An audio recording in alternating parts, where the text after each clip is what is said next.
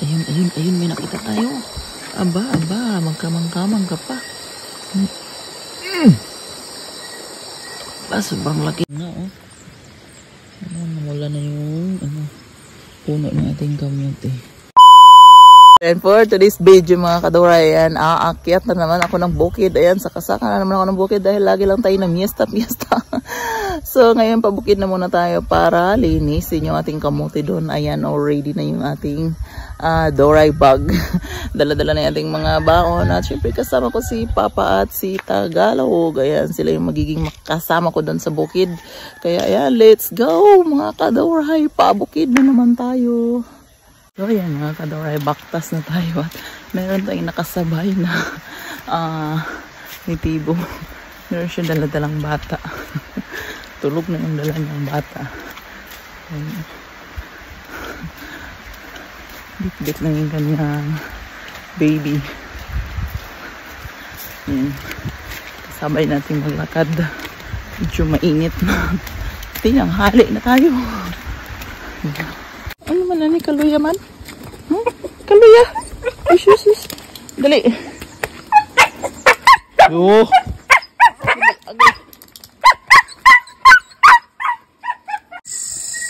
So, hello mga kadoray. Yan, try natin pagpanuyo sa sapa. Kung meron tayong mahuli, kahit malaki yung buwan na yan. Malaki kasi yung buwan. Kalimitan is mga aling yung mga uyang. So, try lang natin manghuli doon dahil gusto na rin kumain ngayon ng kinilaw ng mga uyang. So, let's go mga kadoray. May nakatagumbag. Sangan. Huli. Huli natin mga kadoray. Ulam na to.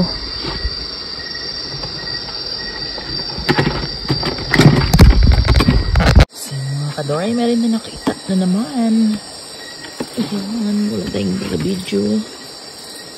Dahil tayo lang ang nanuyo ngayon.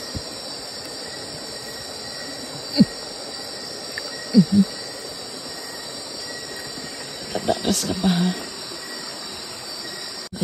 Ayun, may nakita tayo. Aba, magkamang-kamang ka pa. Sobrang laki, hindi ka na gumagalaw ha. Huli ka na ni kadoray. Ayan. Lagay na sa ating lagkayan. So mga kadoray, meron na tayong nahuli. Makakakilaw na tayo, makakaulam na. So dahil nandyan na yung buwan. Nasaan na ba yung buwan na maliwanag? Uuwi na tayo sa ating payag para panihapon na itong ating nahuli ngayon. So tara na mga kadoray, mangilaw na ta. Yan mga kadoray. Sobrang liwanag ng buwan. Yan, maliwanag na maliwanag. So paano tayo makakahuli ng maraming uyang? Yung mga uyang nagsipagtago. Yan. Super hayag sa buwan. So ayan mga kadoray, sandali lang tayo nanguha. Ayan, libreng ulam na tayo. Ayan, buhay pa talaga oh. So sino, pag dito talaga tayo sa bukid. May ulam na. Basta magkuhi lang. Ayan. Wow, kinilaw na uyang. Sarap yes. Yum. Ang ating kinilaw na uyang. Paginang bahaw. Shows.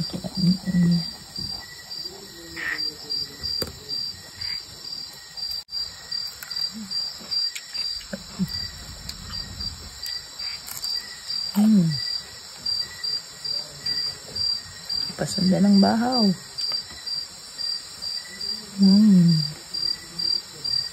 Hello po, good morning. Ayan, unang araw ko namin dito sa bukid. Ayan, ang gagawin natin syempre lilinisan natin yung ating kamote. Ayan, dahil medyo mga sagbot na po. Ayan, mga sagbot na. So kailangan na natin maglinis. Ayan, yung ating gagawin dito. Yun po, dahil madabo na, kailangan na natin linis-linisan yung ating kamote. Dahil masagbot-sagbot na, natutuok na si sagbot. Iba pa rin yung natanggalan ng mga sagbot. Ayan, yun ay ating mga nakumaumahan. Nabundot-bundotan ng mga sagbot. Kaya yan, uma tayo ngayon. Ganda-ganda ng araw natin ngayon dahil maliwanag ang ating morning. So mukhang mainit ngayon kaya maaga tayo dito nguma. So hello mga kadaway, ayan. Dahil sobrang damo na po talaga ng ating kamote, wala tayong ibang ginawa dito kundi magtanggal ng mga damo. Ayan, nagkakapal na po talaga ng damo. So iba talaga yung natanggalan siya ng damo.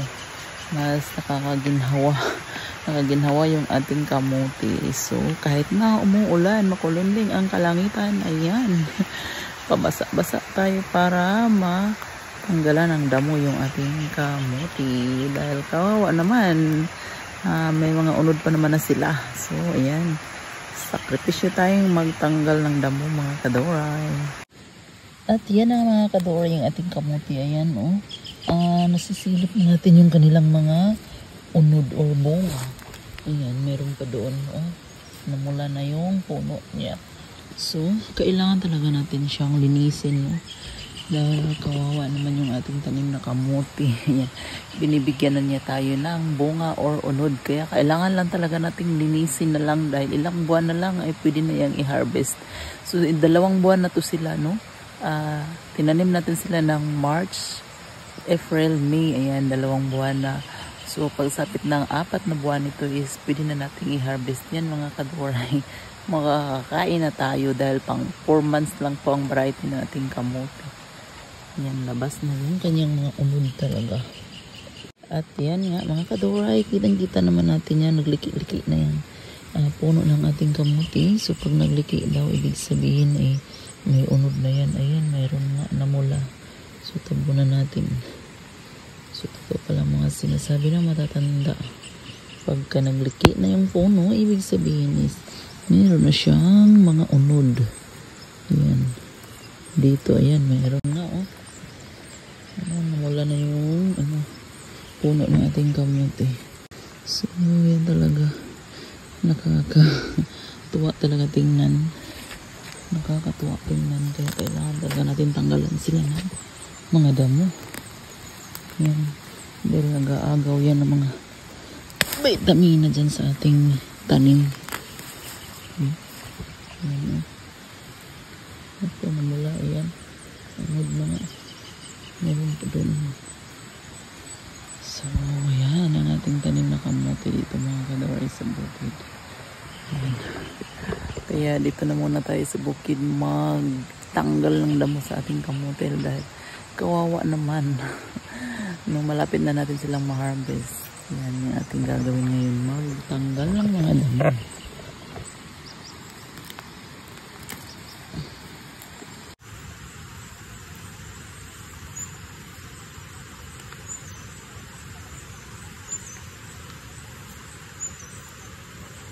So yun mga kadoray, yung ating mga pangumamahan. Ayan, hawa na yung ating kamote. Ayan, hanggang doon. Ayan yung ating mga nagawa. Ilang araw tayo dito mga kadoray. Ayan. At dito nga sa handang ito, kailangan naman natin yung balikin para tanggalan sila ng mga damo. Ay, puslo o yung ating kamote. Grabe, ang sagbot-sagbot. Meron pa naman na silang mga unod. So, kawawa naman sila kung hindi sila matanggalan ng mga damo. At dito ngayon, pinamamahan ni Tagalog. Dito siya naman. Kawawa naman ang pamilya.